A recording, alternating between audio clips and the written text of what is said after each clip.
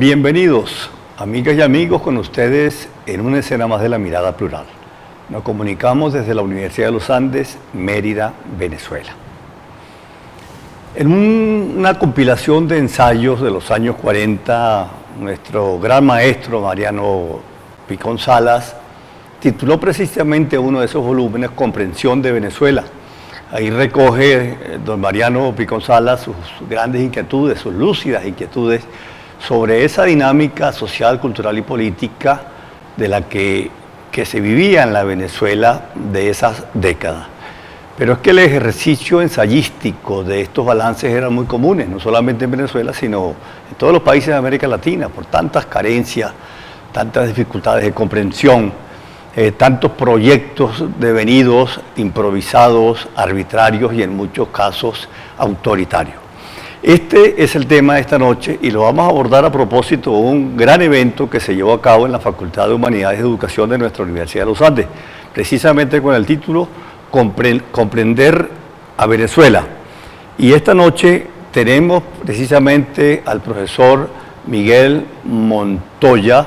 Él es profesor de filosofía, historiador, pero con un añadido extraordinario. Él es profesor de griego, 25 años de experiencia, buscando llevarle a los muchachos la comprensión de ese idioma de nuestros orígenes de la cultura occidental. De modo que la bienvenida para el profesor Miguel Montoya y vamos, profesor, a entrar en una especie de balance de este evento, ¿no? Entiendo que lo convoca la necesidad de comprender qué está pasando con el país en este momento. Sí, el evento tuvo como objetivos investigar los principios y las causas que nos han traído a este despeñadero actual, a este mare magnum de desastres.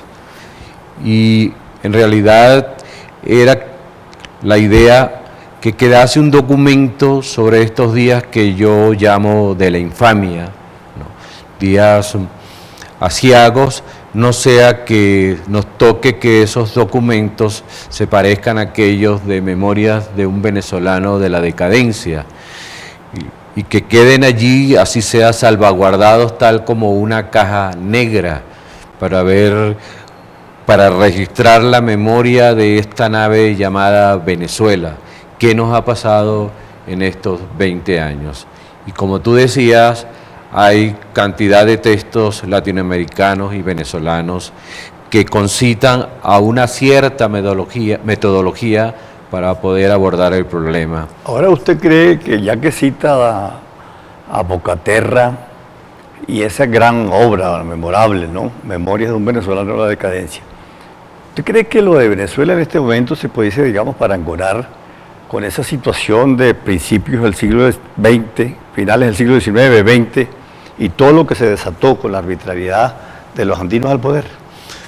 Más aún. Mucho más grave. Quiero decir, mucho más grave, porque cuando los andinos en el poder fue una sed de también ellos, nosotros los montañeses de aquel tiempo, bajar y tomar el poder. No mostraron nuevas formas de ejecutarlo, pero sí venían con unas rémoras de trabajo al cual estaban acostumbrados y se repartieron el país cual grandes haciendas y en jefes civiles. Pero era el campo fundamentalmente, el cotidiano inclinarse ante la tierra que los había embelesado, aquello desde donde se pensaba y se obtenía la esperanza de la vida del día siguiente. Hoy, venido lo que llamó Juan Pablo Pérez Alfonso, el excremento del diablo, todo se colocó, todas las apuestas en el petróleo, y eso trastocó el país, trastocó las almas, trastocó los intereses, introdujo nuevos intereses foráneos en Venezuela y el país cambió diametralmente. Pero además, el siglo XX se dice que llega a Venezuela 35 años después. Otra tesis de Mariano Picón, por cierto. Sí, cuando muere Juan Vicente Gómez. Pero es que el siglo XXI no nos ha llegado todavía a nosotros. 18 años después no ha llegado el siglo XXI. Pero esta miseria es mucho más profunda porque en aquel tiempo nuestro país tenían menos habitantes, vivían de la tierra, ahora nos acostumbramos a vivir de cosas obtenidas afuera.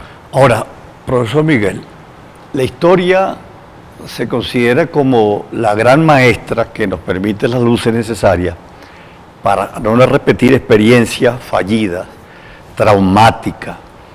Pero cuando uno va a la historia de Venezuela, eso es un memorial de arbitrariedades de toda índole, pero sobre todo arbitrariedades propias del campo guerrero y militar. Aquí pareciera que la historia está comandada por hombres de armas y de uniforme, ¿no? Y esa ala civil, cultural, pasa desapercibida y minimizada.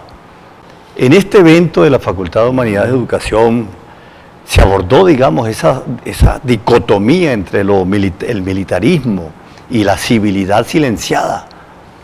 En algunos casos hemos hablado allí de esos ejércitos comandados por Morales, por Morillo, por Boves, por Yáñez, que en menos de 2 años se pasaron a los patriotas, hicieron la transhumancia política y pelearon con Bolívar, con Sucre, con Páez y obtuvieron estas patriecitas, estas patrias chicas, desaparecidas al desaparecer también físicamente Bolívar, Sucre, Flores, y todo de allí es una herencia del país, igual que en el Perú y en Ecuador y en Colombia, todo es herencia para los libertadores de la gesta independentista.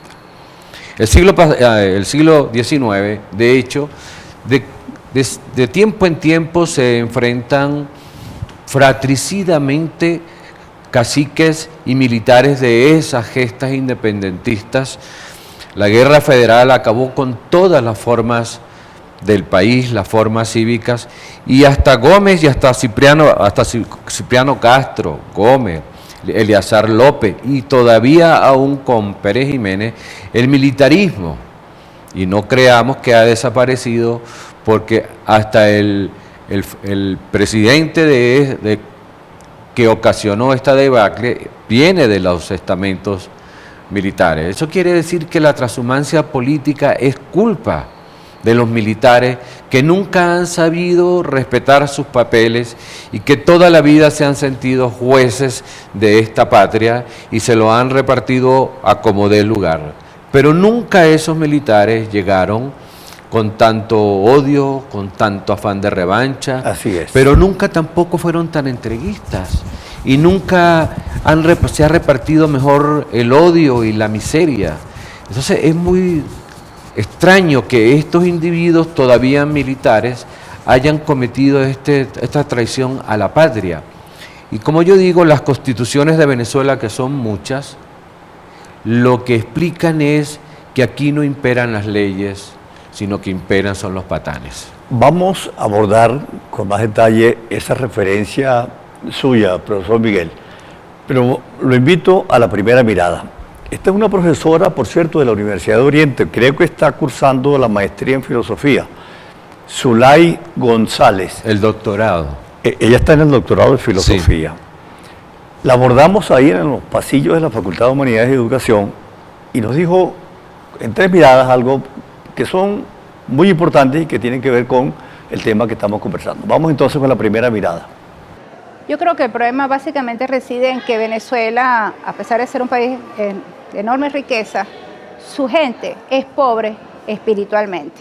Y aunque se trate de sacar al país de la pobreza, hasta que no se saque a la persona humana de la pobreza espiritual que se encuentra, no se va a poder lograr nunca. Porque se trata de crear a la gente de autodeterminarse, buscar, proseguir lo que desea, ¿verdad? Y dejar de tener la mentalidad de victimista, y si es victimista necesita que le resuelvan sus problemas.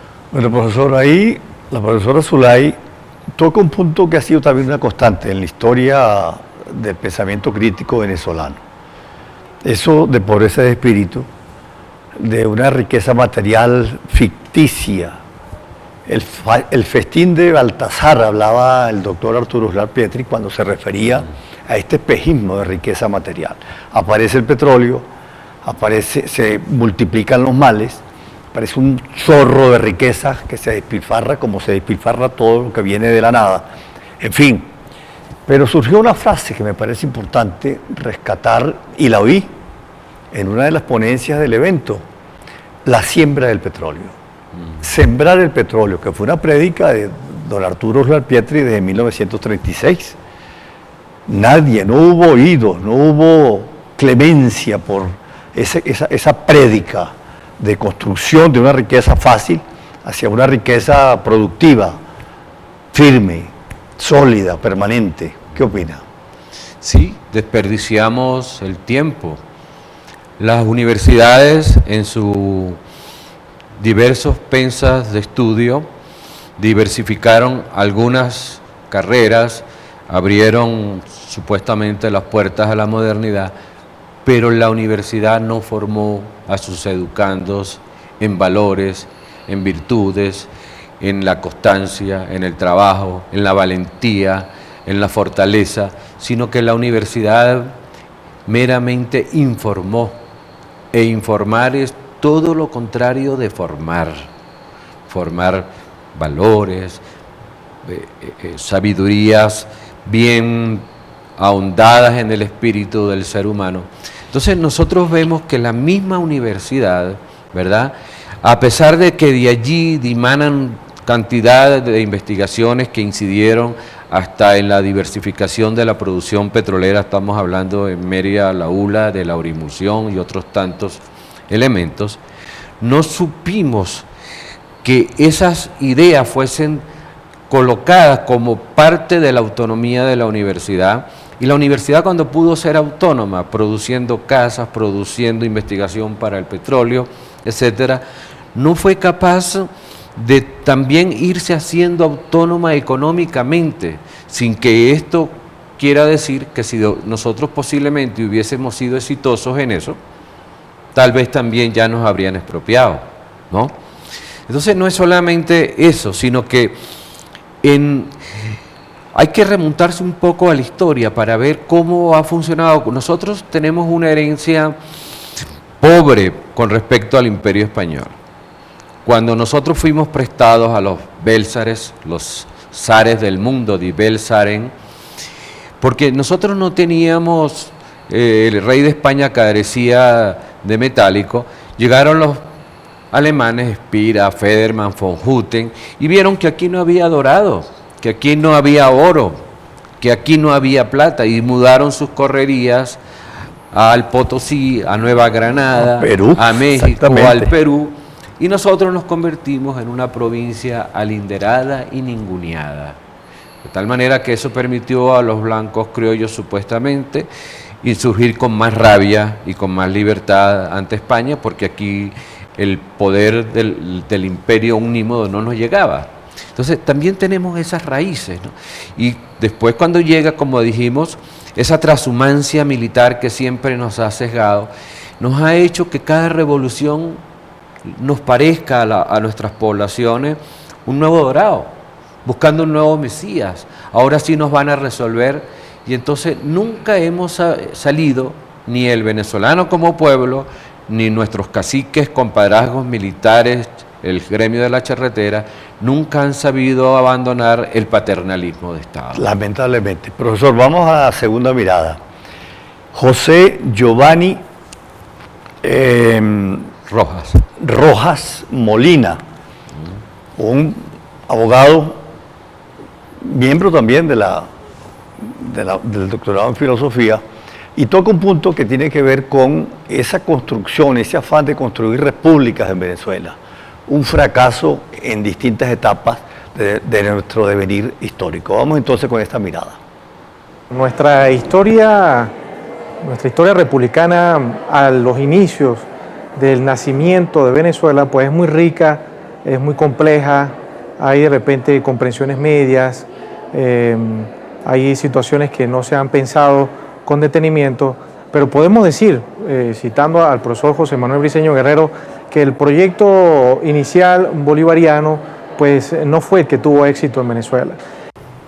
Pero yo quisiera mostrar rápidamente esta portada, porque este es un libro un conjunto de entrevistas que hace una periodista extraordinaria, ¿no? Que recoge, digamos, el pensamiento historiográfico de muchos historiadores de Venezuela y de Colombia.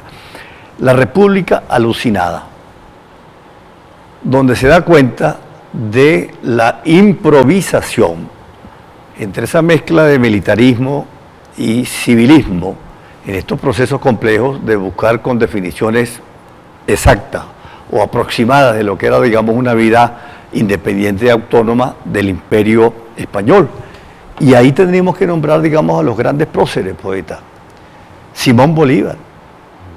Simón Bolívar, luego de que entrega Miranda, fracasa como en la batallita esta de aquí de Puerto Cabello. Denuncia a Miranda, lo quería fusilar, no lo fusilaron, sino que lo entregaron al enemigo, a los españoles. Un caos realmente, ¿no? ¿Qué lectura se puede sacar como esclarecedora para esa guía de los futuros retos que tiene, digamos, cualquier pueblo? Entonces habría que revisar críticamente, digamos, el protagonismo y el rol de Simón Bolívar. Sí, pero eso es una generación, a partir de Bolívar, después de su muerte, todos se pelearon sus restos. Hasta Guzmán Blanco montó un osario de los héroes que llamó el Panteón. Ese fue el que sembró la fe religiosa en Bolívar, ¿no? Sí, cuando construyeron el osario, ¿verdad? Pero además Guzmán Blanco, ¿qué hizo? Construir balnearios, pero nunca resolvió el problema rural venezolano ni el problema social venezolano. Se daba a veces el lujo de gobernar desde París, ¿no? Entonces, fue un militarismo que no resolvió los problemas venezolanos y nunca los puede resolver porque es una casta. Vean ustedes que incluso desde el punto de vista de la actualidad, cuando planteaba Marx que cualquier sociedad tiene que resolver los primeros problemas del ser humano, que son comida, casa y casaca, llamo yo, comida, casa y vestido. Y aquí incluso en Venezuela les dan carros, la otra acá. Entonces solamente ese estamento militar es quien goza de esos privilegios todo el tiempo y disputan por charreteras sobre batallas que no han dado.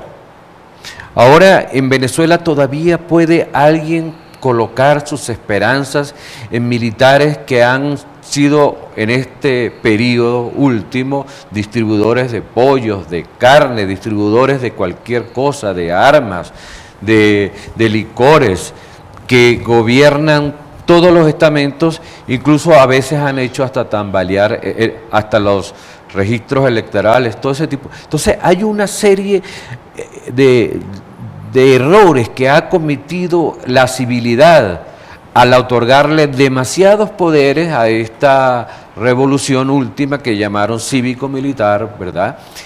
Donde también nos hemos dado cuenta que uno de los grandes gastos que tiene el país es en el estamento militar, no solo por sus trajes, por sus ranchos que llaman ellos su alimentación, por sus viviendas, sino todo lo que implica el negocio armamentista. Ellos son los que compran armas que se convierten en obsoletas en menos de 5 años, más todo el guiso aunado al negocio armamentista. Esto es un desaguadero del presupuesto. Tanto pan se le deja de dar al hambriento, tanto vestido, ¿verdad?, que se le deja de dar al desnudo, comprando todos estos artilugios que no sirven sino para garantizarle al régimen el estado de sitio en que estamos los venezolanos. Bien, vamos a la próxima mirada con la profesora Zulay González y volvemos con el profesor Miguel Montoya.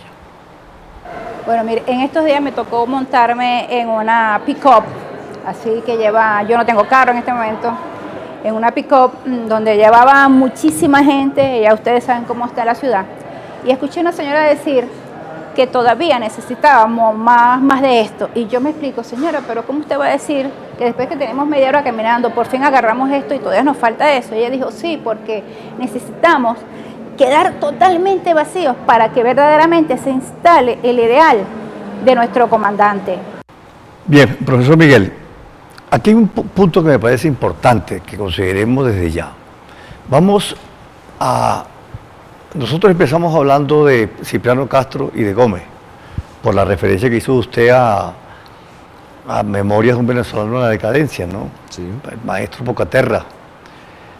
En días pasados oí yo al profesor, al historiador Elías Pino Iturrieta, en un programa, en una televisora, creo que una televisora de Estados Unidos, donde le preguntan que cómo salir de esta locura, ¿no? De esta arbitrariedad, cómo salir de Maduro, pues, para hablar con propiedad. Y entonces él dice algo que a mí me llamó la atención. Dice, bueno, hemos salido de peores, de modo que no perdamos la esperanza, hemos salido de peores. Y se refiere a los peores y nombra a Gómez. Y yo me quedo con la incertidumbre, porque si ciertamente Gómez fue un dictador, pero yo creo que la construcción del Estado venezolano, el encaminamiento de la cosa pública, de la hacienda, la organización administrativa del país, eso no lo hizo otra persona sino Gómez. Entonces, de pronto decir que Gómez es peor que este señor que está ahorita, en boca de un historiador, eso a mí me dejó en una gran incertidumbre. ¿Qué opina usted? Eso de estar calibrando peores o mejores dictadores, yo pienso que no es juicio de los historiadores. Tiene que ser juicio de los pueblos que los han sufrido. Me parece bien. Y de aquellos tiempos, hemos dicho hace rato, era gente menos culta, más pueblerina, pero había un arraigo y había una educación, así uno piense ahora que está pasada de moda, había una religión que a la gente le hacía confiar, pero ahora que no hay religiones, ahora que entramos al siglo XXI, ahora que las tecnologías han hecho más globalizada esta aldea que llamamos tierra, ¿verdad? 20 años es demasiado tiempo para que el ser humano de los venezolanos sufra deterioro, falta, no tiene libertad, porque la libertad la gente no la piensa como... La libertad se pierde cuando uno es incapaz de tomar decisiones, y cuando uno no toma decisiones para saber qué come, qué se viste, a dónde va, qué transporte toma, uno pierde su dignidad. Porque la dignidad del ser humano estriba en su libertad.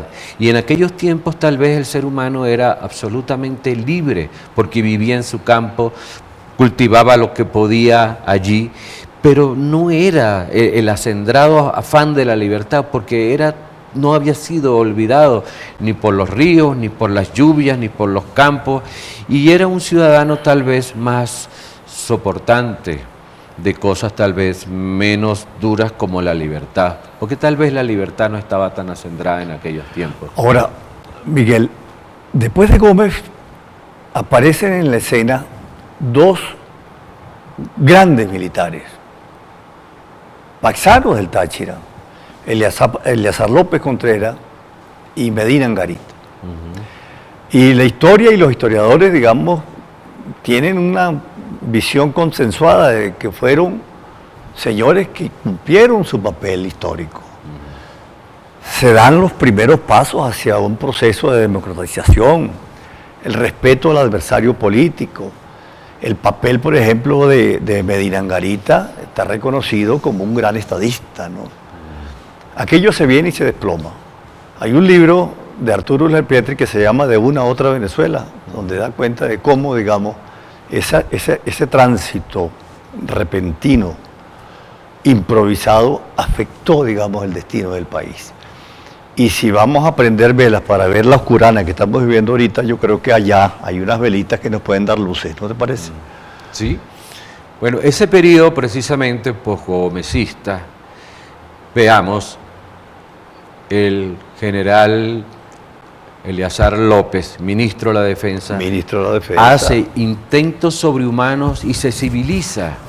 Así es. Gobierna cual civil, y Medina Angarita ya se quita las charreteras y gobierna como el gran ciudadano que fue. Muy bien.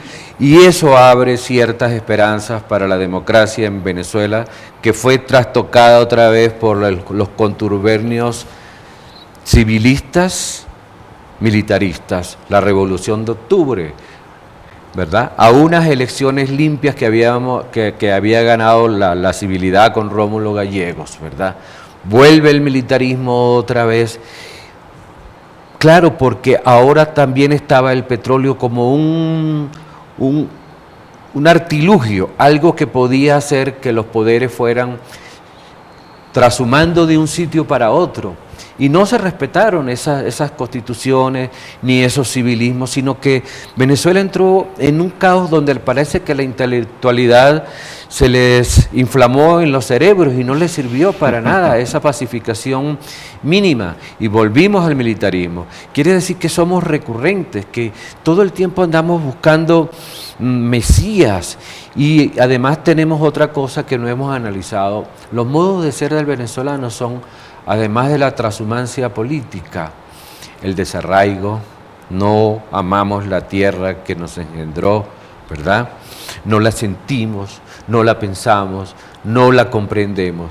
Pero además, estamos siempre sujetos a la traición, a la lealtad, a la transhumancia esa. No hay fortaleza ni constancia en los valores, en las virtudes, no hay una formación para esas cosas. Es de lo que habla don Mariano también en Comprender a Venezuela. Claro. ¿No? Vamos a la siguiente mirada, profesor Miguel.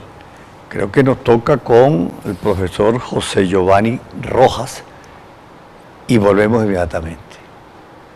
Hay que hacer una revisión, empezando la era petrolera a principios del siglo XX, con un decreto presidencial, además que fue la ley el decreto de minas, 23 de enero de 1904 por parte de Cipriano Castro.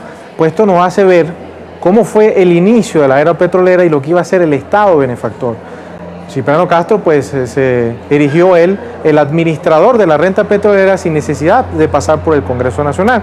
Este hito histórico es fundamental para entender que lo que va a ser el desarrollo del Estado venezolano, del petroestado, que va a tener un nacimiento en dictadura, pues eso va a determinar el futuro del Estado venezolano. Pues.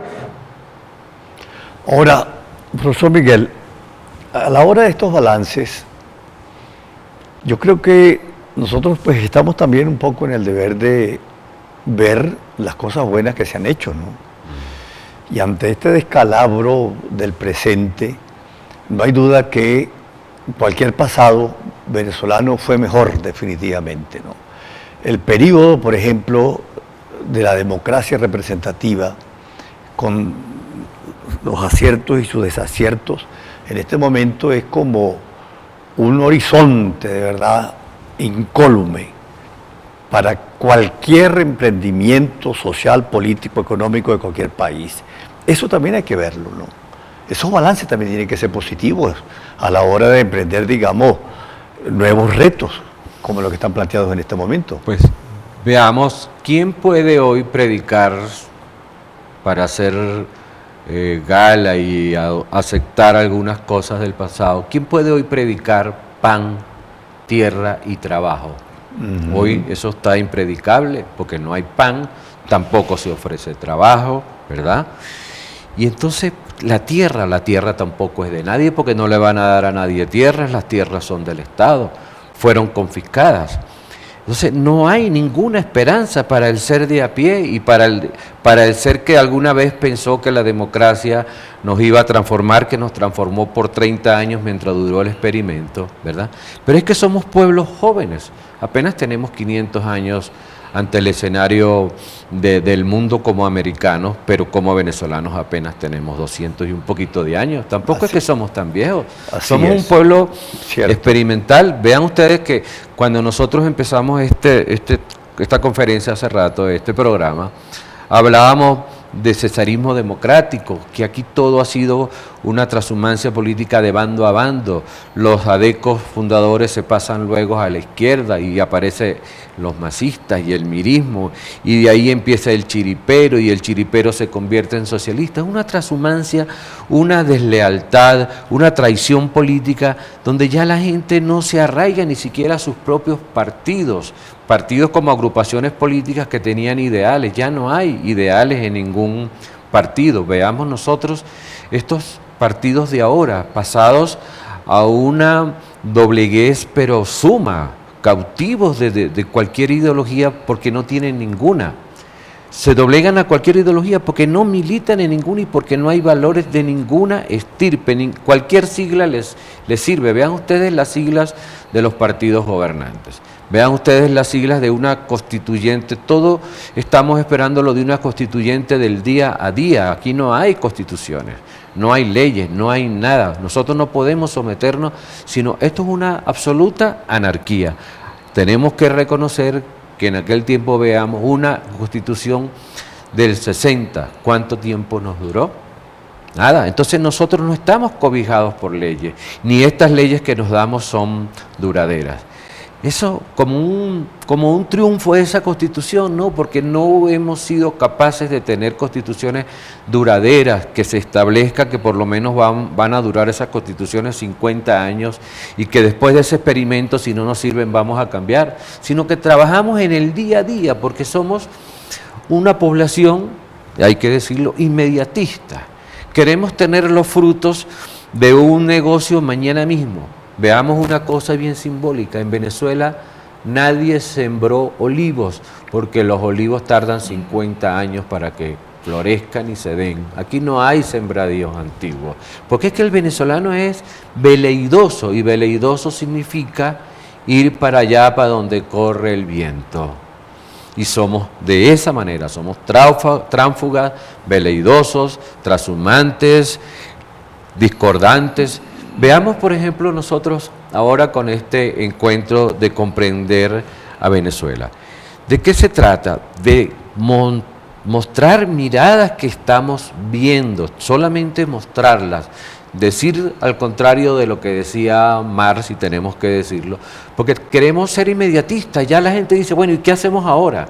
Que fracasó la oposición, que fracasó las elecciones, que hemos fracasado en todo, que la oposición como organización política nos traicionaron. No, la gente está ahí, quiere tener para mañana mismo las cosas, y resulta que este encuentro que nosotros realizamos, comprender a Venezuela, es lo contrario de lo que hizo Marx, quien planteaba: no se trata de interpretar al mundo, sino de transformarlo. Nosotros decimos en este momento, se trata es de interpretarlo para saber por dónde va a empezar el cambio. Si nosotros no hacemos un diagnóstico, intentamos comprender a este país con estas miradas a la historia, con estas miradas a la política, con estas miradas al ser del venezolano, nosotros no podemos saber por dónde empezar.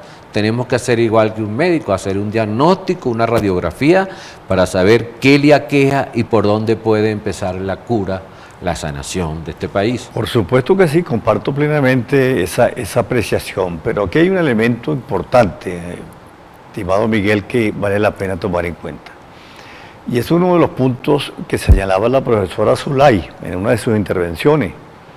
Cómo entender, digamos, de cara a nuestra historia, de cara a nuestro proceso de reflexión historiográfica, digamos, la intromisión, la injerencia, por ejemplo, muy activa, muy dinámica de los cubanos, Sí. en los procesos administrativos, en las políticas de ejecución, de proyección. ¿Cómo explicarnos eso? Echando una mirada hacia la historia venezolana. Bueno, veamos. Mucha gente pensaba que en Venezuela no se iba a dar el proceso cubano porque la historia cubana era distinta, había sido una historia de dominación esclavista, de grandes plantaciones, de un ser humano siempre sometido al dictador de turno, lo cual no le importaba para nada. Y que nosotros con esta media inoculación que habíamos tenido de democracia, podíamos, ¿verdad?, aguantar y resistir esa invasión. Pero aquí hay que verlo, y ayer lo decía la profesora María Pilar Quintero, que fue una profesora que se nos agregó al análisis, decía, aquí hay que reconocer que hay también miradas exteriores que tienen sus ojos puestos sobre nosotros. Plenamente de acuerdo. Culpa de nuestros recursos.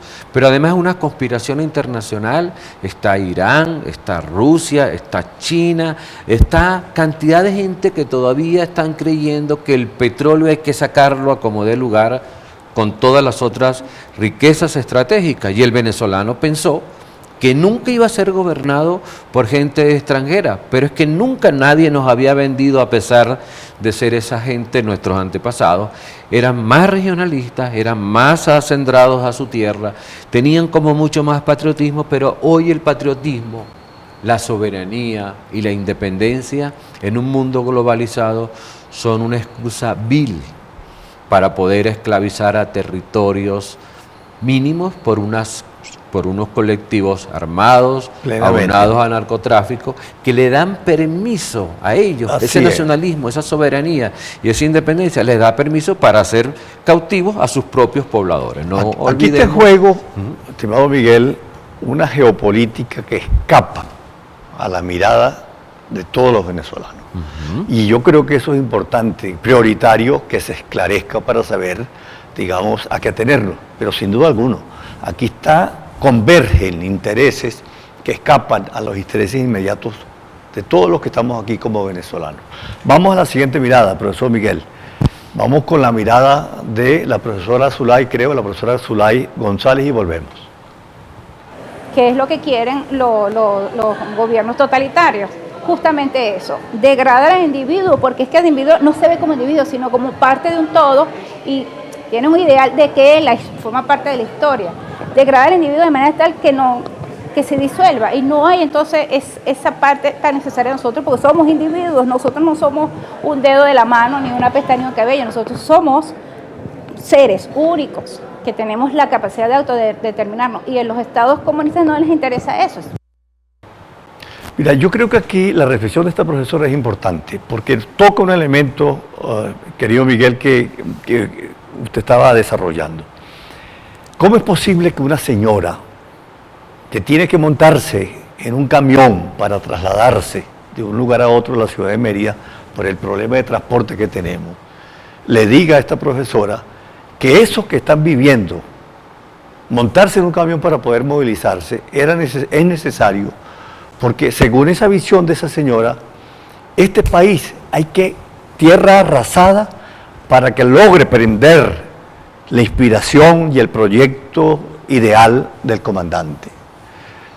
Sí, eso está anclado. Eso es grave, ¿no? Sí, eso está anclado en creencias religiosas en donde el hombre nuevo el hombre viejo tiene que dar paso al hombre nuevo a través del sufrimiento, de la autoexpiación, porque este es un mundo que ya se merece ser acabado, y mucha gente apoyaba al comandante porque pensaba que él iba a ser el causante del fin del mundo, que él era un acelerador del fin del mundo. Un sacrificio al estilo griego. Sí, era una expiación que había que acabar con este mundo porque este mundo no cumplía con cierta fe.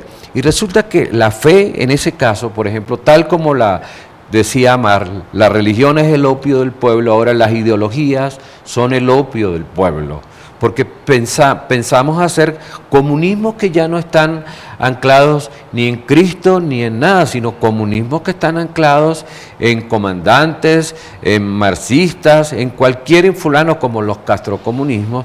Entonces ha sido sustituida incluso hasta la figura de Jesús, el socialismo, por estos falsos profetas, en donde ustedes vieron los... Pero la demagogia de Chávez lo llevaba a decir que Jesús era socialista. Socialista, porque eso es también otro de los modos de someternos a nosotros. Ya hemos visto, todo esto es una política de Estado, no es ineptitud, es la falsedad, es el someternos a la escasez. Nos han cambiado la hora, nos han cambiado la moneda, nos han cambiado los héroes, nos han cambiado los territorios, nos han cambiado el lenguaje, y todo es una política de Estado que ha sido implementado en laboratorios infames, y nosotros somos el conejillo de Indias de esta nueva depauperación del ser humano, y estos son crímenes de lesa humanidad los que se han cometido en Venezuela. Y eso no prescribe. Eso no prescribe.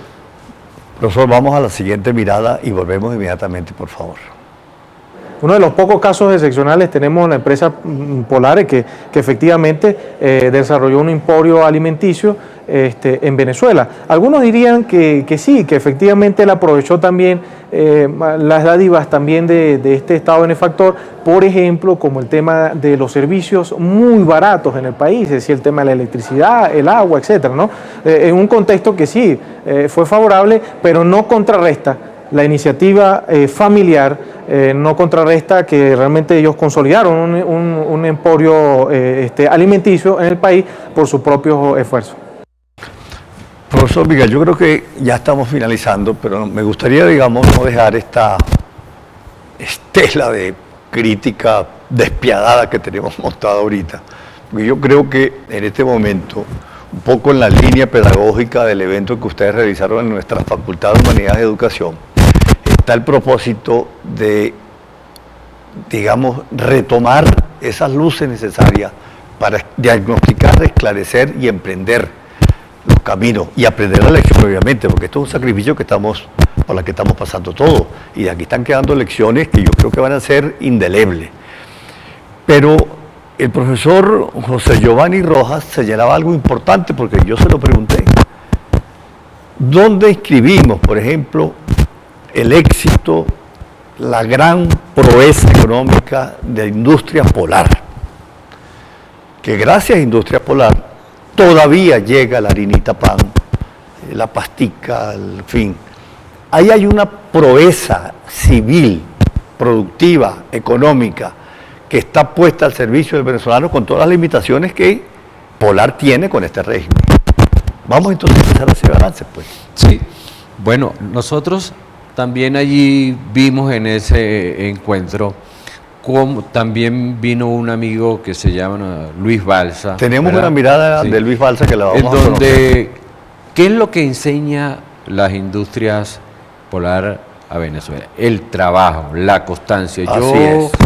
tengo por casualidad algunos amigos allí y sé que si ellos le dan un crédito a un obrero de ellos que empieza y le dan crédito para comprar su camión, supongamos de distribuir arroz o cualquier otro producto, llámese también licores, de cada producto que ellos venden, ellos se les quita de una vez dinero para que paguen su camión, para que paguen su casa, y además les incentivan a la libertad, pero también les dan cursos, los van educando como empresarios, como individuos que sepan distribuir sus tiempos. Ahí hay una escuela, una gran escuela. Una escuela, hay eso es, y además han sido capaces de producir, como decimos nosotros, productos básicos, productos que ni el gobierno es capaz, porque ya lo ha demostrado.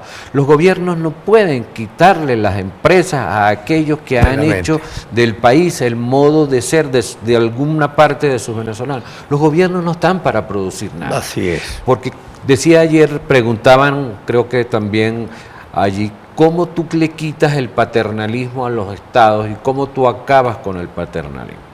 El paternalismo solo se acaba en el momento en que el padre no sienta que su hijo va a ser como él, que el hijo le va a resolver los problemas a él como padre, tal como está pasando ahorita, que muchos hijos son los que le resuelven los problemas a los venezolanos que estamos aquí porque los muchachos se han ido, sino solamente el paternalismo se acaba cuando los estados, las sociedades y los padres de familia le dan libertad a sus hijos. Ciertamente. Usted nombró a Luis Balsa, un joven emprendedor en Mérida. Y hay que nombrarlo, pues, un restaurante en la ciudad con un esmero, una atención extraordinaria, un gusto, un culinario, una gastronomía, que es el restaurante La Chistorra. Él participó en el evento en la Facultad de Humanidades de Educación, quiso contar su experiencia como emprendedor, como empresario, y la tituló justamente Luchando a Contracorriente, ¿no? Luchando contra la corriente. Y le capturamos una mirada que es una mirada de estímulo. En medio de tanta adversidad, él sigue pensando que vamos a salir adelante. Vamos con la mirada de Luis Balsa, por favor. En Mérida hay muchos emprendedores y luchamos, creemos en esto, nos gusta esto, somos apasionados con lo que hacemos y es la fuente de inspiración. La clientela satisfecha nos nutre, nos motiva a seguir en la lucha. Esas palabras cortitas, pero que son muy alentadoras para nosotros no terminar perdiendo la fe, porque también se trata un poco de eso, ¿no? Sí. Mantener la fe, mantener la lucidez y ver, digamos, cómo asumir los retos con mayor coherencia. Ya finalmente, profesor, Así ¿cuáles son es. sus últimas palabras para este programa? Eso fue lo que nos incentivó a nosotros a hacer este Muy bien. encuentro. ¿Qué podíamos hacer los supuestos intelectuales de esta universidad, humanistas, profesores de historia, de filosofía, de letras, sino hacer lo que nosotros sabemos, por lo menos pensar y dejar estos documentos? Y lo que tú decías antes, estas eran miradas introspectivas hacia nuestro entorno, pero ahora falta comprender a Venezuela desde las miradas externas. Y eso que apuntaba Luis es aquellos valores que se formaban en nuestras familias, en nuestra región, porque Total. pareciera ser que la universidad, como decíamos antes, no forma en estos valores y de paso este socialismo está desinformando y desmembrando las familias de tal manera que tampoco ni la educación familiar permea el modo de ser de sus hijos, amén de toda la, vamos a decir, la sobrepoblación que se ha creado en estos días cuando no hay garantía ni de alimentos, ni de medicina, ni de nada, y sin embargo el gobierno deja que la gente se reproduzca, que se esté reproduciendo y dando a la luz nuevas generaciones que no tienen ninguna garantía. Entonces, esto vamos derecho casi a un harakiri poblacional. ¿Qué hacen nuestras madres nuevas con estos niños que no tienen futuro garantizado ni para 3 días? Así Entonces, es. pero queremos llamar también a la confianza y que hay que sacar los valores desde donde nosotros los tenemos en lo más íntimo, Ciertamente. sea la cristiana, la universidad, la autonomista, la de la educación, y bueno, por algún lado tenemos que vislumbrar salidas, incluso desde el punto de vista intelectual. Profesor Miguel Montoya, un gusto Igualmente. tenerlo aquí. Espero que estos diálogos, estas conversaciones, digamos, arrojen luces no solo intramuro dentro de la universidad, sino que salga a la calle donde también reina la confusión, lamentablemente. Amigos, llegamos hasta aquí, pero continuamos con estas reflexiones. Muchas gracias.